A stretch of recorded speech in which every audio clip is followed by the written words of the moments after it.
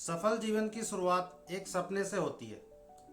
सफल लोग वर्तमान नौकरी, परिवार, सेहत या आमदनी की तरफ नहीं देखते। वे भीड़ से आगे निकल जाते हैं और एक छोटा परंतु महत्वपूर्ण काम करते हैं। वे जीवन को उस तरह नहीं देखते जैसा वो है, बल्कि उस तरह देखते हैं जैसा वह हो सकता है। जीवन कैसा होगा जब वे उसमें मैं जीतूंगा अपनी लगन और बुद्धिमत्तापूर्ण प्रयास भर देते हैं। किसी काम में प्रगति तभी हो सकती है जब उसकी संभावनाओं को देखा जाए। प्रगति उस स्थिति में नहीं हो सकती जब हम वास्तविकता को ही सिर्फ देखें। महान आर्किटेक्ट, भवन निर्माता और निवेशक शहरों की उस झुग्गियों को की वास्तविकता को नहीं देखते। उन झुग्गियों में नई बस्तियों को बदलने की संभावनाओं को देखते हैं, जहां लोग रहें, काम करें और जीवन का आनंद लें। हर कंपनी, स्कूल, संस्था और इमारत एक सपना है जिसे किसी ने देखा और हकीकत में बदला। महान जीवन हमेशा एक सपने से शुरू होता है। हर इंसान के पास दो तरह की दृष्टि होती है दोस्तों।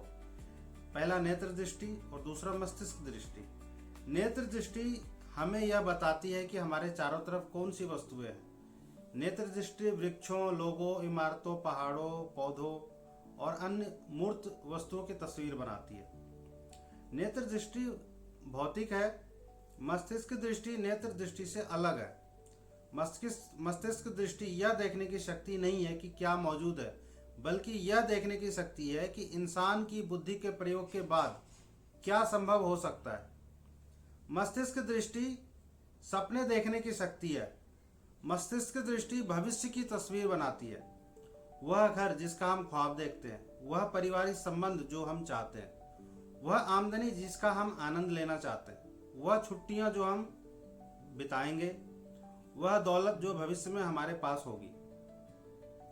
नेत्र दृष्टि पूरी तरह से भौतिक है और सिर्फ वास्तविक चीजें ही देखती है। मस्तिष्क दृष्टि पूरी तरह से मानसिक है और सिर्फ संभावनाएं देखती है। मस्तिष्क दृष्टि वह दिखाती है जो अभी वास्तविक या भौतिक नहीं है। हम सपने देखने की अपनी मस्तिष्क दृष्टि को किस तरह चुनते हैं, इससे हमारी सफलता, हमारी संपत्ति, हमारा सुख, हमारा जीवन तय होता है। लोगों की नेत्र दृष्टि एक जैसी होती है। बहुत कम उम्र में बच्चे स्पष्ट रूप से देखने लग जाते हैं। वो अपने आसपास की चीजों को स्पष्ट रूप से देखते हैं, परंतु लोगों की मानसिक दृष्टि में बहुत अंतर होता है। यह उन चीजों की मानसिक तस्वीर देखने में अभी वास्तविकता जो भौतिक में नहीं है, जो भौतिक रूप में आज नहीं है। ज्यादातर लोग भविष्य को मुश्किलों से भरा देखते हैं। नौकरी या बिजनेस के क्षेत्र में वे औसत तनख्वाह के खुद जिंदगी गुजरते हुए देखते हैं। सामाजिक जीवन में उनकी मानसिक दृष्टि बहुत कम खुशी देख पाती है और यहाँ उन्हें बहुत बोरियत और बड़ी समस्याएं दिखती है। और पारिवारिक जीवन में वे भी ज्यादा से ज्यादा उबाऊ समस्या और एक समस्या भरा जीवन देखते हैं। दूसरी ओर सफलता की तरफ बढ़ रहे कुछ स्वप्नदर्शी भविष्य को चुनौतियों से भरा देखते हैं। वे काम और प्रगति को प्रतिष्ठा की राह के रूप में देखते हैं, जिस पर वे आगे चलकर बड़े बड़े पुरस्कार जीतेंगे। रचनात्मक स्वप्नदर्शी सामाजिक संबंधों को स्वास्थ्यवर्धक, प्रेरक और खुशनुमा नजरिए से देखते हैं। पारिवारिक जीवन में वे रोमांच, रोचकता और खुशी देखते हैं। वे सुखद और अच्छे जीवन का सपना देखते हैं और वे अच्छे विकल्प चुनते हैं। हम अपनी जिंदगी को विजेताओं की तरह जिएंगे या पराजितों की तरह, ये इस बात पर निर्भर करता है कि हम अपनी मानसिक दृष्टि का उपयोग किस तरह करते हैं।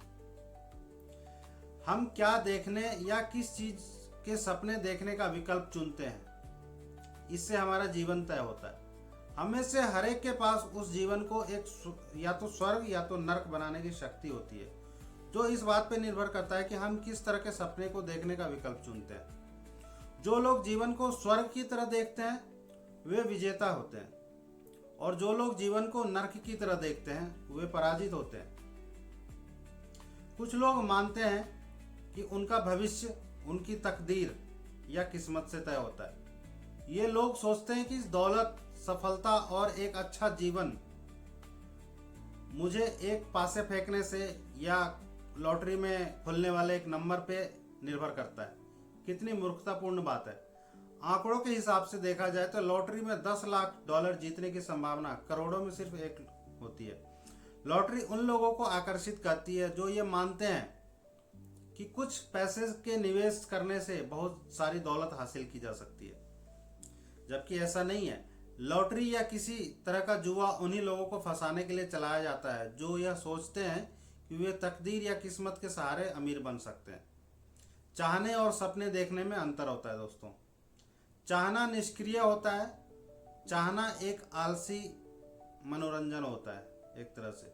इसके पीछे ना तो कोई बुद्धि होती है और ना ही कोई प्रयास, परंतु सपने देखने के पीछे परिणाम हासिल करने की कार्य योजना, एक्शन प्लान और एक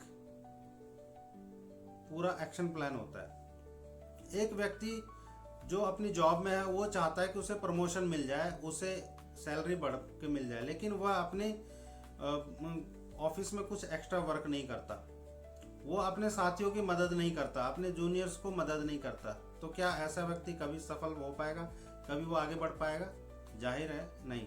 देखिए, कुछ भी कोई भी चाह सकता है, चाहने का अधिकार हर किसी को है, लेकिन वो उसे हासिल करने के लिए मेहनत करता है या नहीं करता है। जो लोग मेहनत करते हैं वो उन्हीं को मिलता है। क्या आप अपने परिचितों को 2 श्रेणी में बांट सकते हैं, एक विजेता और एक पराजित। विजेता सक्रिय होते हैं और पराजित निष्क्रिय होते हैं। सकारात्मक और भौतिक उपलब्धियों में बदलने के लिए वो मेहनत करते हैं, जबकि पराजित लोग निष्क्रिय होते हैं, वे दोषदर्शी होते हैं, वे सिस्टम को दोष देते हैं, सरकार को दोष देते हैं। पराजित लोग एक दूसरे की बुराई करते हैं। विजेता हमेशा सद्भावना से भरे होते हैं। पराजित लोग निराशावादी होते हैं। अर्थव्यवस्था चौपट हो चुकी है, देश कर्ज में डूब चुका है, व्यापारिक असंतुलन है, मंदी आने वाली है, वो इसलिए कोई अच्छा कदम नहीं उठा पाते अपने जीवन में।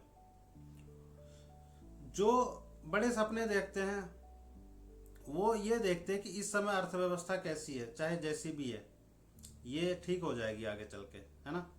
ये एक ऐसा समय होता है जो बदल जाएगा।